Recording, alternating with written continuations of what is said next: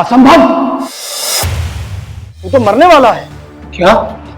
हाँ, काल सर्प योग है तेरे हाथ में। पंडित जी क्या बोल रहे हो आप? आपको पता भी है?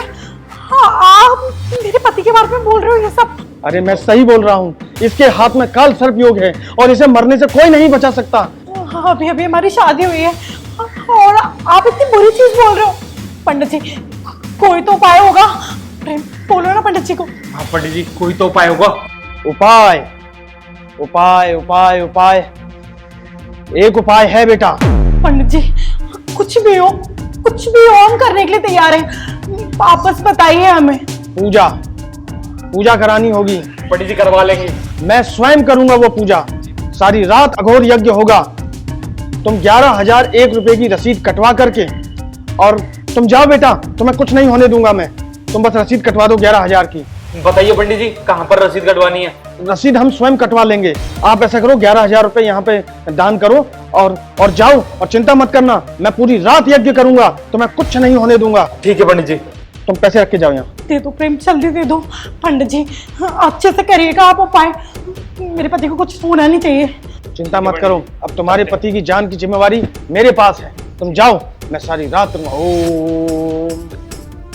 अरे एक मिनट, क्या हुआ पंडित जी? कौन हो आप? चुप हो जाइए। इनको आपने कोई पैसे दिए हैं क्या? पंडित जी मेरी पति के कुंडली में काल सर्प हो गया और उसकी पूजा के निवारण के लिए पंडित जी ने हमसे 11,000 रुपए मांगे हैं। पंडित जी बस कुछ भी करिए, बस ये चीज से ना हमारा पीछा छुड़वा दीजिए प्लीज। बहन क्या बोला आपने? काल सर्प योग? कोई योग नहीं है। अब योग तो इस पंडित के बिगड़ेंगे, क्योंकि ये ना यहाँ पे बैठ के ऐसी फ्रॉडगिरी करता है। इस मंदिर के महंत मेरे पापा है। पापा काम से बाहर गए हुए हैं तो मैं देख रेख करने के लिए आया था। दोपहर में इस मंदिर में कोई रहता नहीं है। ये उसी चीज का फायदा उठा रहा होगा आप लोगों के साथ। वो तो मैंने दूर खड़े होकर आप लोगों की बातचीत सुन ली तो मैं भगा भगा यहाँ तक आया, वरना ये तो आपके साथ फ्रॉड कर देता। क्यों, कहां से हो तुम? पूछा है कुछ उन्होंने, सुनाई नहीं दिया तुमको? मेघा मुझे सच में ये फ्रॉड लग रहा है। चुपचाप मेरे पैसे वापस कर, पैसे वापस कर। अरे ना, मैं तो पंडित जी मंदिर की दान पेटी में ही चढ़ाने वाला था सब। अरे तुम्हें शर्म आनी चाहिए।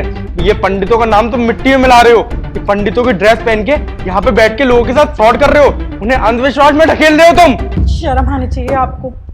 आप जैसे घटिया लोगों की वजह से ही ना हमारे धर्म का नाम खराब होता है, लोगों का विश्वास उठ जाता है। आपने क्या बोला? काल सर्प हो गया? कहाँ है? आपने जितना पैसा मांगा हमने वो भी देने के लिए तैयार हो गए और आपने हमें इतना डरा दिया। अरे बहन गलती आप लोगों की है।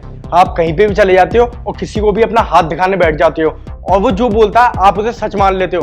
गलती इनकी अकेले की नहीं है। और आपको एक और बात बता दूं, ये कोई असली पंडित भी नहीं है, ये तो फर्जी है, फर्जी। पंडित जी को माफ करना कि हमने इनसे हाथ दिखाया, पर अब मैं इन्हें छोड़ूंगा नहीं। मैं इनको पुलिस के हवाले करूंगा, क्योंकि इन लोगों ने हमको बहुत डरा दिया था और पता नहीं कितने लोगों को ये डरा के उनसे पैसे हटते होंगे। इनको ऐसे खुले में छोड़ना बिल्कुल सही नहीं है। इनको पुलिस के हवाले करना होगा हम लोगों को। प्रेम इन जैसे घटिया लोगों ने ना इस काम को ना धंधा बना लिया है।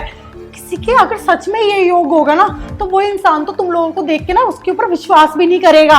बहुत गलत चीज है। और आपने बिल्कुल सही बोला पंडित जी, सब हमारी गलती है और हम जैसे उन लोगों की गलती है जो हर किसी के पास में ना अपनी जन्म कुंडली और अपना हाथ दिखाने पहुंच जाते हैं। तुम किसी की क्या ही कुंडली देखोगे जब तुम खुद की नहीं देख पाए। अब मुझे माफ करवा दीजिए पंडित जी। बेटा आज के बाद मैं कभी इस तरीके का अनिष्ट कार्य नहीं करूंगा।